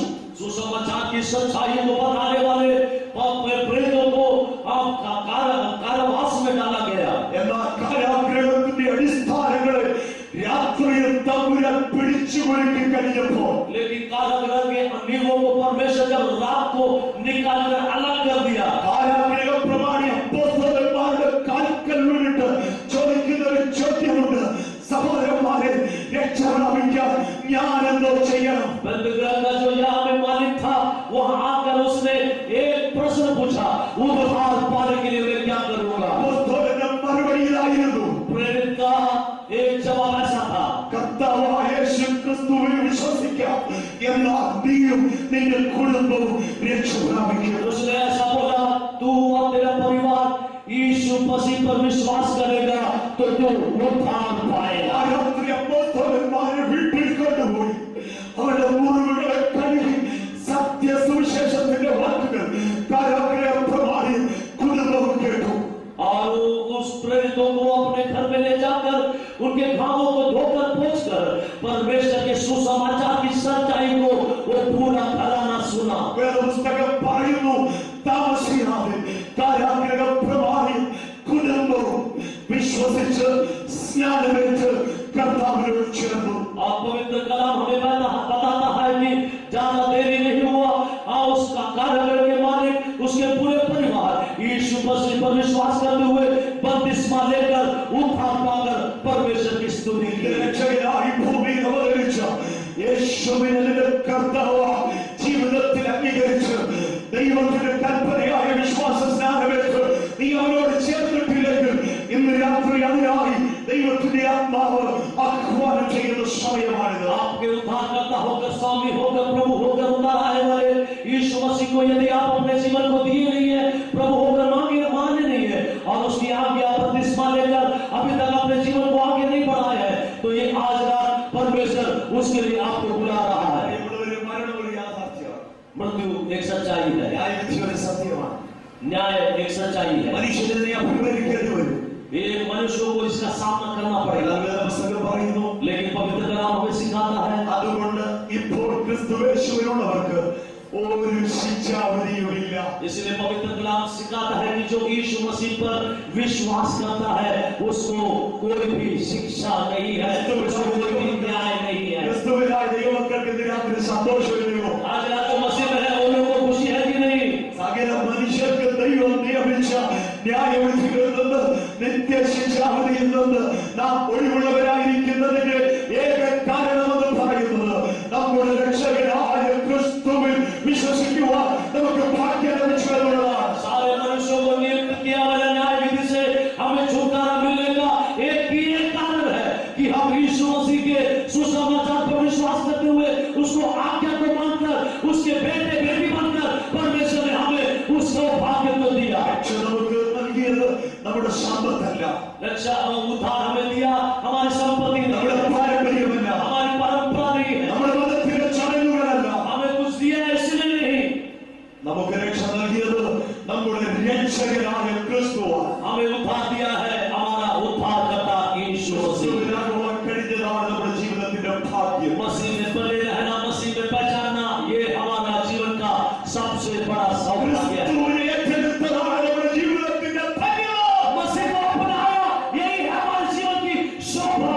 യേശു നമ്മുടെ ജീവിതത്തിൽ വന്നതുകൊണ്ട് यीशु मसीह हमारे जीवन में आया, നമ്മുടെ ജീവിതത്തിന്റെ സ്ഥിതി മാറി. हमारे जीवन की अवस्थाओं को परमेश्वर बदल दिया. നമ്മുടെ ജീവിതത്തിന്റെ ഭാവിയെ കുറിച്ച് ഒരു പ്രത്യാശ ഇന്ന് രാത്രി നമ്മുടെ അകത്തുണ്ട്. हमारे जीवन के भविष्य के बारे में एक होप, एक प्रत्याशा हमें परमेश्वर दिया. ഇന്ന് രാത്രി നമ്മുടെ പ്രാണൻ പോയാൽ, आज रात भी हमारा जीवन चले जाए, ഇന്ന് രാത്രി ഈ ലോകത്തിൽ നിന്ന് നാം മാറ്റപ്പെട്ട आज रात इस संसार से अलग हो जाए, നമുക്ക് ഭയമില്ല. കാരണം ഇതിനപ്പുറത്ത് നമുക്കൊരു പ്രത്യാശയുണ്ട്. हमें डरने की बात नहीं है, क्योंकि इसके बाद हमारी एक जीवन है, हमारी एक आशा है. ഈ രാത്രി നമുക്ക് തന്റെ ഇടത്തോടെ വിളിച്ചു പറയുവാൻ കഴിയും. ഹേ മരണമേ, നിന്റെ ജയമെവിടെ? ഹേ പാതാളമേ, നിന്റെ വിഷമുള്ളവിടെ? इसलिए हम डर से बोल सकते हैं, हे मृत्यु तेरे डर कहाँ है? हे मृत्यु तेरे विषम, तेरे शाप के डर कहाँ है? നമ്മുടെ കർത്താവ് നമുക്കൊരു വാഗ്ദത്തം തന്നു. परमेश्वर हमें जय दिया है. എന്നിൽ വിശ്വസിക്കുന്നവൻ മരിച്ചാലും ജീവിക്കും. और परमेश्वर ऐसे कहा, मुझे विश्वास करने वाले मरने के बावजूद भी जिएगा, जिंदा रहेगा. ഈ രാത്രി ഒരു ഉദാഹരണം പറഞ്ഞ് ഞാൻ അവസാനിപ്പിക്കട്ടെ. मैं एक और बात बताकर आज रात में अपने वचनों को समाप्त ഒരു करता हूं. പാശ്ചാത്യ രാജ്യത്ത് വളരെ സമ്പന്നനായ ഒരു മനുഷ്യനുണ്ടായിരുന്നു. एक विदेश राज्य में एक बहुत ही संपन्न व्यक्ति था. തനിക്ക് ഒരേ ഒരു മകൻ. उसका एक केवल बेटा. ആ രാജ്യത്തിന്റെ നിയമമനുസരിച്ച് നിർബന്ധിത പട്ടാള സേവനത്തിനായിട്ട് ആ മകൻ അയക്കപ്പെട്ടു. उस राज्य के नियम के अनुसार उसको उस बेटे को वहां पर युद्ध के लिए या सेवक या सोल्जर बनना जरूरी था. ചില മാസങ്ങൾക്ക് ശേഷം ആ മനുഷ്യന്റെ കാതുകളിൽ ഒരു വാർത്തയെത്തി, തന്റെ പ്രിയമകൻ യുദ്ധക്കളത്തിൽ പട്ടുപോയി. सिपाही बना हुआ उसका बेटा के बारे में ये पिताजी ने खबर ऐसी सुनी कि युद्ध करते हुए उसका जो बेटा है इस संसार വളരെ ദുഃഖത്തിലും പ്രയാസത്തിലും ആ മനുഷ്യൻ കഴിയുമ്പോൾ ചില നാളുകൾക്ക് ശേഷം പട്ടാള സേവനത്തിൽ തന്റെ മകനോട് കൂടെയായിരുന്ന തന്റെ മകന്റെ ഒരു സ്നേഹിതൻ തന്റെ വീട്ടിലേക്ക് വന്നു. बहुत ही दुखी और निराशा में रहने वाले पिता के अनुभव जब ऐसा गुजर रहा था, उसके इस बेटे के दोस्त जो सिपाही था, दूसरा जो सिपाही था, वो इस पिताजी से मिलने के लिए ആ आया. കടന്നു വന്ന യുവ സഹോദരൻ താൻ ഒരു ചിത്രകാരനായിരുന്നത് കൊണ്ട് തന്റെ കൂട്ടുകാരന്റെ വളരെ മനോഹരമായ ഒരു ചിത്രം വരച്ച് ആ പ്രിയ പിതാവിന് കൊടുക്കുവാനിടയായി. वो जवान जो सिपाही जो था, वो चित्रकार होने के कारण इस पिताजी के जो बेटे जो मर गए हैं, उसका बहुत ही अच्छा चित्र बनाकर इस पिताजी के हाथ में दिया. വളരെ ദുഃഖത്തോടെ ജീവിച്ച ധനികനായ ആ മനുഷ്യൻ ഒരു ദിവസം ഈ മണ്ണിനോട് വിട പറഞ്ഞു. वो बहुत ही दुखी से रहने वाला धनवान ये मनुष्य भी एक दिन इस संसार से जाना ചില पड़ा. നാളുകൾക്ക് ശേഷം തന്റെ സകല വസ്തുവകകളും പ്രത്യേക ശേഖരിക്കപ്പെട്ട പുരാവസ്തുക്കളും അധികാരികൾ ലേലത്തിനായിട്ട് വെച്ചു. और इसके पूरे धन संपत्ति जो भी इसके परंपरा से मिली हुई संपत्ति है, ये सारी चीजों को नीलामी के लिए सरकार उसके सामने रखा. പരസ്യം കണ്ട് നൂറുകണക്കിന് ആളുകൾ വിലയേറിയ വസ്തുക്കൾ ലേലം ചെയ്തെടുക്കേണ്ടതിനായിട്ട് കടന്നു. विज्ञापन को देखकर सहां में हजारों के लोग नीलामी से मिलने वाली इस चीजों को खरीदने के लिए ലേലം ആരംഭിച്ചു. ആദ്യമായിട്ട് ലേലത്തിനായിട്ട് എടുത്ത വസ്തു എന്ന് പറയുന്നത് വളരെ മനോഹരമായി വരച്ചെടുത്ത ആധുനികനായ മനുഷ്യൻ മനുഷ്യന്റെ മകന്റെ ചിത്രമായിരുന്നു. और नीलामी के लिए सबसे पहले जो लिया है वो इस धनवान व्यक्ति का बेटे का जो चित्र था वो सबसे पहले नीलामी ആ ചിത്രം ലേലത്തിന് വെച്ചപ്പോൾ അത് ലേലം വിളിക്കുവാൻ വാങ്ങുവാൻ ആരും മുന്നോട്ട് കടന്നു വന്നില്ല. जब इस चित्र को नीलामी के लिए रखा गया उसके सामने उसको नीलामी बोलने के लिए कोई सामने नहीं आया। ലേലം മുന്നോട്ട് നീങ്ങാതെ വന്നപ്പോൾ മതയാളുകൾക്കൊക്കെ ദേഷ്യമായി. और नीलामी आगे न बढ़ने के कारण बोली न लगने के कारण आए हुए तमाम लोगों को बहुत गुस्सा आया। അവർ പറഞ്ഞു എത്രയോ വിലയുള്ള മറ്റു വസ്തുക്കൾ ഇവിടെയുണ്ട്, നിങ്ങൾ അതൊക്കെ ലേലം വിളിച്ച് ഞങ്ങൾ അതിനായിട്ടാണ് വന്നത്. और जो यहाँ लोग बैठे थे उन्होंने बोला से इस चित्र से भी बहुत बहुमूल्य सामान यहाँ पर रखा हुआ है, उसको नीलामी के लिए लाओ, उसके लिए हम यहाँ पर बैठे हैं। എന്നാൽ ലേലം വിളിക്കുന്ന മനുഷ്യൻ പറഞ്ഞു ഈ ചിത്രം ലേലം വിളിക്കാതെ മറ്റൊരു വസ്തു ലേലം വിളിക്കുകയില്ല. लेकिन जो नीलामी कर रहा था वो व्यक्ति बोला ये चित्र का नीलामी होने के बाद ही बाकी सारी चीजों का नीलामी के लिए लाया गया। എന്നാൽ ആ ചിത്രം വളരെ കുറഞ്ഞ ഒരു വിലയ്ക്ക് നിർബന്ധത്താൽ ഒരു മനുഷ്യൻ ലേലത്തിൽ വാങ്ങിച്ചു. लेकिन बहुत ही जबरदस्ती के कारण पूरे मन ना होने के बावजूद भी एक व्यक्ति बहुत ही कम कीमत में इस चित्र को खरीदा। ആ ചിത്രം ലേലം വിളിച്ച അനന്തരം ലേലം വിളിച്ചുകൊണ്ടിരുന്ന മനുഷ്യൻ പറഞ്ഞു ലേലം അവസാനിച്ചിരിക്കുന്നു, എല്ലാവർക്കും പിരിഞ്ഞു പോകാം.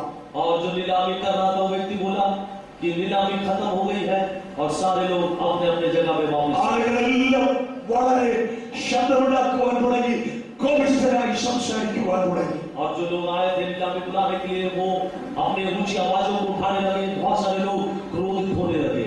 വളരെ ശാന്തമായി ലേലം വിളിച്ചുകൊണ്ടിരുന്നയാൾ ആ ചിത്രത്തെ കൈയെടുത്തിട്ട് അതിന്റെ പുറകുവശം കടന്നു വന്ന ആളുകളെ കാണിച്ചു. और बहुत ही शांत रीति से जो नीलामी कर रहा था वो व्यक्ति इस चित्र को लेकर इसके पीछे वाली जो भाग है उसको लोगों के सामने ആ दिखाया। ചിത്രത്തിന്റെ പുറകുവശത്ത് ധനികനായ മനുഷ്യൻ ഒരു വാചകത്തിൽ തന്റെ വിൽപത്രം എഴുതി സൈൻ ചെയ്തിരുന്നു. उस चित्र के पीछे भागों में ये धनवान जो मनुष्य था अपनी आखिरी की जो इच्छा थी वहां पर लिखकर उसमें अपने सिग्नेचर को किया ആ था। വാചകം മറ്റൊന്നും ആയിരുന്നില്ല, ഇങ്ങനെയായിരുന്നു. वो वाक्य जो शब्द था और कुछ नहीं, वो ऐसा था He who takes the son gets everything. और उसमें वहां था जो पुत्र को लेगा उसके साथ बाकी He सब who मिलेगा। takes the son gets everything. जो ये पुत्र को लेगा उसके साथ सब कुछ मिलेगा। ആരും മകനെ എടുക്കുന്നു അവനുള്ളതാണെല്ലാം. സ്തോത്രം. जो इस पुत्र को लेगा उसका हो जाएगा सब कुछ। ഈ രാത്രി വചനം കേൾക്കുന്ന ദൈവത്തിന്റെ പൈതലേ, आज रात वचन को सुनने वाले मेरे प्रिय अजीज, സ്വർഗത്തിന്റെ വിൽപത്രം മറ്റൊന്നുമല്ല. स्वर्ग का जो इच्छा है और कुछ नहीं है। എന്റെ പുത്രനെ ഏറ്റെടുക്കുന്നവന് പിതാവ് സകലവും ദാനമാക്കി കൊടുത്തിരിക്കുകയാണ്. अपने पुत्र यीशु मसीह को यदि आप ले लोगे तो सब कुछ पिता परमेश्वर आपको दे देगा। He who takes the son gets everything. यदि कोई अपने पुत्र को ले लेगा तो सब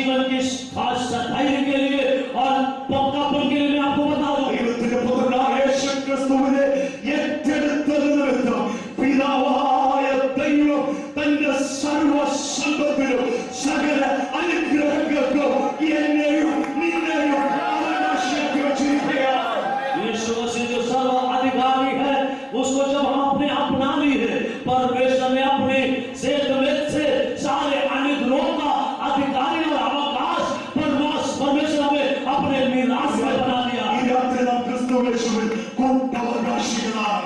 और हम यीशु मसीह के साथ उसके आशीषों का सहभागी हैं। എല്ലാവരും ഒരു നിമിഷം ദൈവസന്നിധിയിൽ എഴുന്നേറ്റ് നിൽക്കുന്ന നിമിഷമാണ്. क्या हम मिलकर परमेश्वर के सामने खड़े हो जाएंगे? ചുരുക്കം ചില മിനിറ്റുകൾ ദയവായി നിങ്ങൾ കടന്നു പോകരുത്. और आप कोई मत जाना, थोड़ा और समय लेना चाहता ഈ हूं। രാത്രി വെറും പ്രസംഗത്തിന്റെ മാത്രം രാത്രിയാകരുത്. आज रात केवल प्रचार का रात्रि नहीं है, ഈ രാത്രി ഒരു ദൈവപ്രവൃത്തിയുള്ള രാത്രിയാണ്. आज रात परमेश्वर का कार्य का रात्रि है। ദൈവത്തിന്റെ പുത്രൻ ഇന്ന് രാത്രി ഇവിടെ ഉയർത്തപ്പെട്ടിരിക്കുകയാണ്. आज रात यीशु मसीह को आज रात यहाँ पर उठाया है। ലോകത്തിന്റെ രക്ഷകൻ ഇന്ന് രാത്രി ഇവിടെ ഉയർത്തപ്പെട്ടിരിക്കുകയാണ്. दुनिया के संसार के उद्धारकर्ता को आज रात यहाँ पर उठाए हैं। പാപികൾക്ക് യേശു രക്ഷകനാണ്. वो पापियों के लिए उद्धारकर्ता यीशु मसीह है। ലോകികൾക്ക്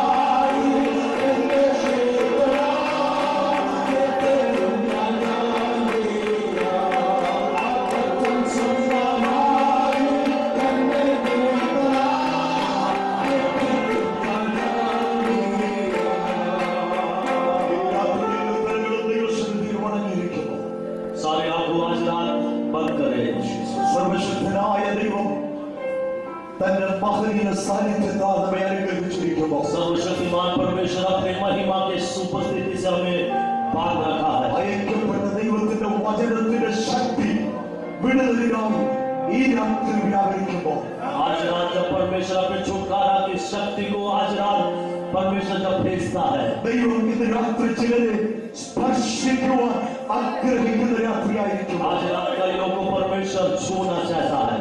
ദൈവവചനം കേട്ട ദൈവമക്കളെ, परमेश्वर के वचन को सुनने वाले प्रिय अजीजों, ഈ രാത്രി കൃത്യമായി ദൈവാത്മാവിടപെട്ട പ്രിയപ്പെട്ടവരെ, परमेश्वर के स्पर्श पाए हुए मेरे प्रिय अजीजों, നിങ്ങൾക്ക് വേണ്ടി പ്രാർത്ഥിക്കുവാൻ ഒരു നിമിഷം വേർതിരിക്കുകയാണ്. आज रात एक क्षण आपके लिए प्रार्थना करने जा रहे हैं. നിങ്ങൾ ആത്മസൗഖ്യം ആവശ്യമുള്ള വ്യക്തിയാണെങ്കിൽ, आपकी आत्मा की छुटकारा के लिए, शांति के लिए प्रार्थना करना चाहते हैं. ശരീരത്തിന് ഇന്ന് രാത്രി സൗഖ്യം ആഗ്രഹിക്കുന്ന വ്യക്തിയാണെങ്കിൽ, आपके शरीर में आप चंगाई प्राप्त करना चाहने वाले व्यक्ति हैं. നിങ്ങളുടെ മനസ്സിന്റെ മുറിവ് ഉണങ്ങുവാൻ നിങ്ങൾ ആഗ്രഹിക്കുന്ന വ്യക്തിയാണെങ്കിൽ, आपके हृदय के टूटे हुए अवस्थाओं को चंगाई प्राप्त करने वाले, चाहत रखने वाले व्यक्ति हैं. ജീവിതത്തിൽ കുഴഞ്ഞു മറിഞ്ഞ പ്രശ്നങ്ങളോടുകൂടിയാണ് ഈ രാത്രി ജീവൻ കടന്നു വന്നതെങ്കിൽ, आपकी जिंदगी के नाम बहने वाली, नाम कभी भी खत्म होने वाली परेशानियों के साथ आज रात ആർക്കും സഹായിക്കുവാൻ കഴിയാത്തതിനെ കുഴഞ്ഞു മറിഞ്ഞ പ്രശ്നങ്ങളിൽ നീ അകപ്പെട്ടിരിക്കുന്നു എങ്കിൽ, कोई भी आपको सहायता नहीं कर सकता.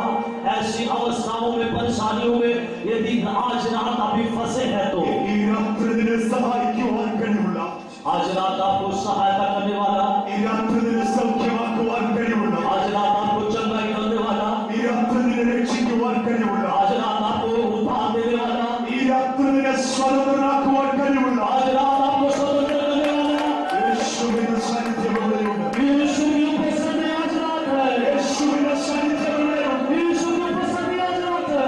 യേശുവിന്റെ കരസ്പർശം നീ ആഗ്രഹിക്കുന്നു.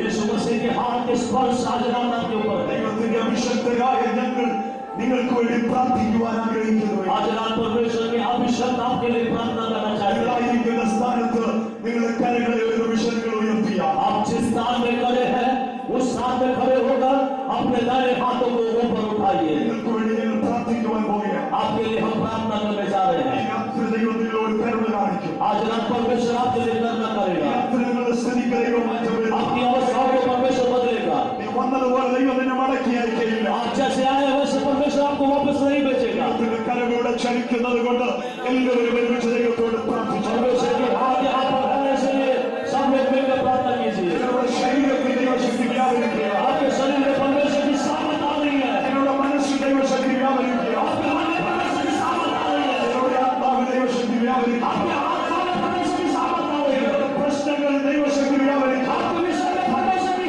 सामर्थ उतर आ रही है. ലോകത്തിന്റെ ബന്ധനങ്ങൾ ഇന്ന് രാത്രി അഴിഞ്ഞു മാറും. रोग की बंधन आज रात टूट रही है. ഇന്ന് രാത്രി ശക്തമായ പ്രാർത്ഥന ഉയരും. ओ शक्तिशाली प्रार्थना आज उठने पाए. കരങ്ങളുടെ ഉയർത്ത ദൈവമക്കൾ ദയവായി നിങ്ങൾ സംഘിക്കേണ്ട, സംശയിക്കേണ്ട. ദൈവപ്രവൃത്തിയുടെ സമയമാണ്. ദയവായി നിങ്ങൾ മുന്നോട്ട് കടന്നു വരണം. हाथ उठाए हुए लोग शंका मत करना. यहाँ पे दौड़ कर सामने आइए. हाथ उठाए हुए दौड़ कर सामने आइए. आपके लिए प्रार्थना करने जा रहे हैं. ഈ അഭിഷക്തന്മാർ നിങ്ങൾക്ക് വേണ്ടി പ്രാർത്ഥിക്കുവാൻ परमेश्वर के दास लोग आपके लिए प्रार्थना करने जा रहे हैं. നിങ്ങൾ മടിക്കേണ്ട. മനുഷ്യർ നിങ്ങളെ കാണുന്നത് കൊണ്ട് നിങ്ങൾ ശ്രദ്ധിക്കേണ്ട. मनुष्य आपके बारे में क्या बोलेंगे ये सोचकर आप शंका के साथ ना बैठिए. നിങ്ങളുടെ അനുസരണത്തിന്റെ ഒരു ചുവട് ഇന്ന് രാത്രി നിങ്ങൾക്ക് അനുഗ്രഹമാണ്. परमेश्वर की आज्ञा मानना ही आपके चमत्कार का पहला स्थान है. നിങ്ങൾ അനുസരിക്കുന്നത് സുവിശേഷത്തോടുള്ള പ്രതികരണമാണ്. आपकी आज्ञा मानना परमेश्वर की सुसमाचार की आज्ञा को मानना है. ഇന്ന് രാത്രി ദൈവത്തിന്റെ അഭിഷക്തന്മാരിലേക്ക് വന്നാൽ परमेश्वर का अभिषेक दास जल्दी से सामने आइए. കർത്താവിന്റെ ദാസന്മാർ എല്ലാവരും വന്നാൽ परमेश्वर के दास लोग आगे आइए जल्दी से. ഇവിടെ ആയിരിക്കുന്ന ജനത്തിന്റെ മേൽ നിങ്ങളുടെ കരങ്ങളെ വെച്ചാൽ आइए ये लोगों के ऊपर आपके हाथों में रखिए. ദാസന്മാർ എല്ലാവരും परमेश्वर के दास लोग जल्दी से आइए. ആരെയും അവശേഷിക്കാതെ किसी कोई भी जल्दी आइए सामने खड़े होकर. ഓരോ ദേവദാസനും രണ്ടുപേരുടെ മേൽ കൈവച്ചാൽ दो जन मिलकर एक में हाथ रखिए. നിങ്ങൾ ശ്രദ്ധിക്കേണ്ട. ദേവദാസന്മാർ അഭിഷക്തന്മാരെ കൈവച്ചാൽ आप हम सबसे मत रहिए. आप हाथ रखिए. ഈ രാത്രി ദൈവം അറിഞ്ഞിരിക്കുന്ന രാത്രിയാണ്. परमेश्वर आज हमारे बीच में उतर आया है. തന്റെ പുത്രനെ ഉയർത്തിയ രാത്രിയിൽ आज आप ये समझे हो जाता है. പിതാവായ ദൈവസിംഹാസനത്തിൽ എഴുന്നേറ്റിരിക്കുകയാണ്. पिता परमेश्वर अपने सिंहासन में खड़ा हो चुका है.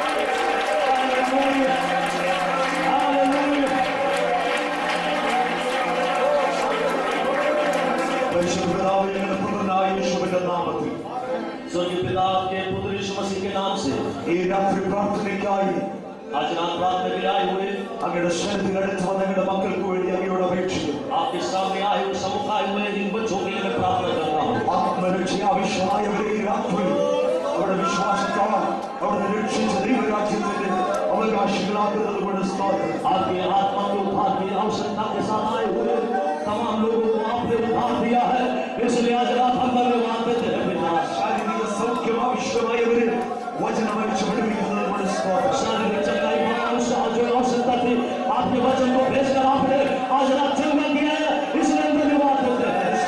ആയിരിക്കുന്നവരെ അത്ഭുതകരമായി വിടുവിക്കുന്നത് കൊണ്ട് സ്തോത്രം. जो बंधन में थे प्रभु ने आपने अद्भुत रीति से उनको छुटकारा दिया है, इसलिए आज रात हम धन्यवाद देते हैं। ആവശ്യക്കാരില്ലായിരിക്കുന്നവർക്ക് വേണ്ടി അത്ഭുത വഴികൾ തുറക്കുന്നത് കൊണ്ട് സ്തോത്രം. जो आवश्यकता के साथ भारत के सब आए हैं उनके लिए आप रास्ता खोल रहे हैं, इसलिए हम धन्यवाद देते हैं। അങ്ങയുടെ പുത്രനെ ഈ രാത്രി ഞങ്ങളുടെ മധ്യേ ഉയർത്തിയത് കൊണ്ട് സ്തോത്രം. अपने पुत्र को आज रात आपने उच्च